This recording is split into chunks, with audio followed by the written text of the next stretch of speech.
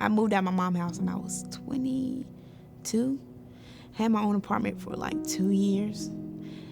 And then I got pregnant with my son when I was like 25. And so I was out of work for like 2 months. And maternity leave was not enough to keep the bills paid.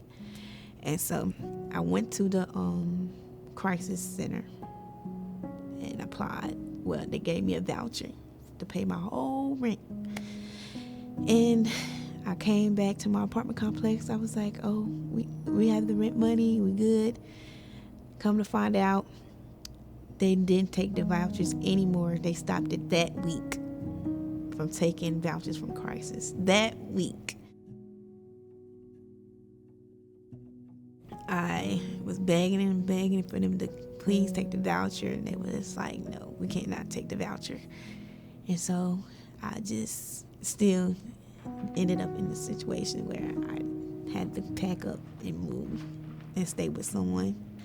Start a new life with my child, and it felt like my life was ending at the same time. And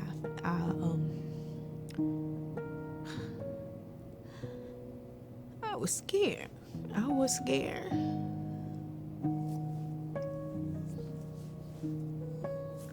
Sorry.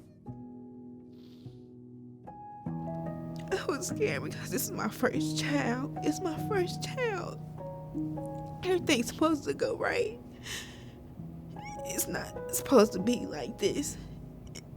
And I was so scared for my child because I was a new mom and I didn't know everything. And I just wanted him to be comfortable.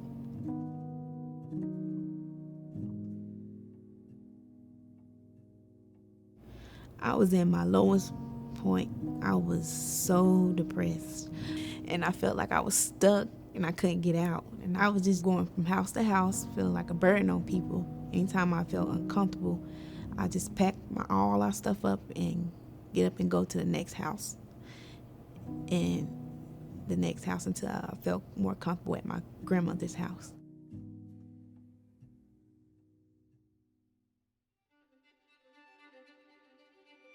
Deasia came into the Harvest Center, she was broken. She was almost like a puzzle that was broken, screaming to be put back together. And I feel like what Deasia needed was some people willing, and a program like the Harvest Center that was willing to not just hear her story, but become a part of that story and journey with her. And she needed the services that we provide here that was gonna help put those pieces back together. In the beginning, I felt like, I can't do this. Like, I was just dragging. But now, it's just like, you got this. It's nothing can hold you back from this point on. You've been doing it, you're gonna continue to do it, and just go forward. You got this. The program is great. Spiritually, that's what really stands out to me. I know more now about the Bible and why things went the way they did. Counseling helped me a lot. I was dealing with childhood trauma that I know how to get over now, that I was hanging on for years. So changing that part of being worried and giving it all to God and trusting God really helped me with my depression. Deasia came into the program just being a sponge, soaking up the information, whether it was in Jobs for Life, whether it was through Spiritual Night, or whether it was just through outside resources we gave her. She was always a sponge, but she went from being a sponge to being a leader that also influenced other participants to follow. She was big on saying, if I can do it, we all can do it. It takes a village. Like, it took those classes. It took Mr. Titus, Mr. Tommy to really mold me into the person I am today, to really push me to be that leader. So now I can do it. I got more confidence in myself. Things that you're afraid to do, the Harvest Center will push you to those points. So having them to really push me, to tell me, like, you need to work where you want to work, like with your career. If you want to work in the medical field, apply for the hospital.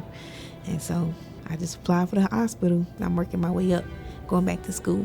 That's my goal, to go back to school for ultrasound tech.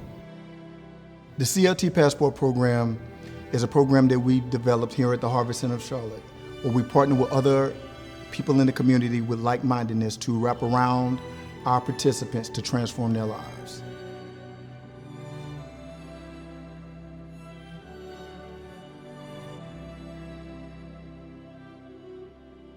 The Hope House is beautiful. It's a home. It's another village. I have Miss Debbie and Miss Jen. They are my two mentors. They're going to help push me and motivate me. And having that there really pushes me even more, that I know that I can do this. And something greater is coming right after the Hope House. I felt the same way I felt when I moved to the Harvest Center. I felt that relief feeling again, like I just had to put my trust in God and let God lead the way for me and my son. And he led me to a nice home, a peaceful home, a different environment. And it's amazing. I'm just so blessed. My hopes for my son in the future is to be who he wants to be, no matter what. Don't try to be like anyone else and reach limits and break generation curses and choices and just be the best he can be. The one thing that I would encourage Deja with is exactly what I said to her when she walked through our doors. I can't wait to meet the beautiful woman that's inside of you.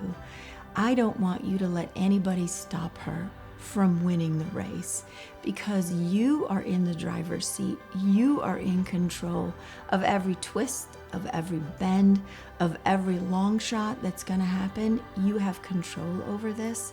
And I'm so excited to get to the end of the race to see you won. Deja understands that it's a race, but not the race in the normal sense, but it's a marathon. And it's something that's not going to stop until she get before God. God is the one that's holding that tape at the end. It's going to say, well done. So in that marathon, you might get tired, but there's going to be a transformation specialist on the sideline giving you a cup of water, or there might be somebody at Hope House giving her a cup of water, but she can look in the eyes of those with that water knowing, I can't stop. I got to keep going. And that's what we do here at the Harvest Center. That's what our partners do. And that's what we encourage them to do. You cannot stop. You don't stop. You keep going. Because until God says it's over, it ain't over.